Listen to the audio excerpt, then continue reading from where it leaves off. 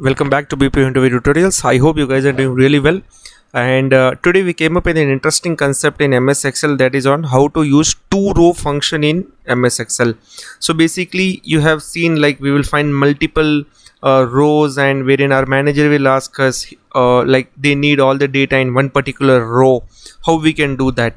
So we will learn this today. Before moving to the video, I would request everyone to share, subscribe the channel, check out our playlist. You will find 300 approximately videos that will help you in cracking interviews on trainers, team leader, operation manager, QA, WFM analyst, Six Sigma certification, people management, MS Excel reports, dashboards like Lucas Studio, dashboards on Google Sheets. Many more videos are there, and you can easily crack your interviews, guys. Okay, so let's start the concept. What I need to do here is, so we have certain list and I want all these particular names in one particular row. You can see here, right?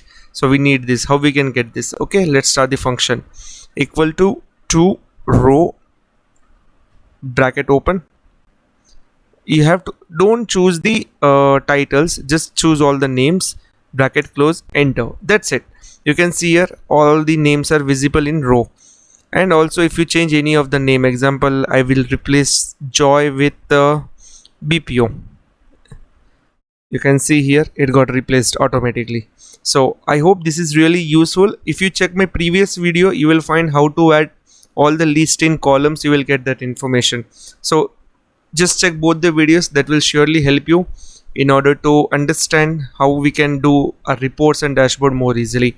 Still have any doubt, concerns, any feedback you want to share, or any information you want to share, or any topics you require on a video, let me know in a feedback. Don't miss to share, subscribe the channel. Have a great day.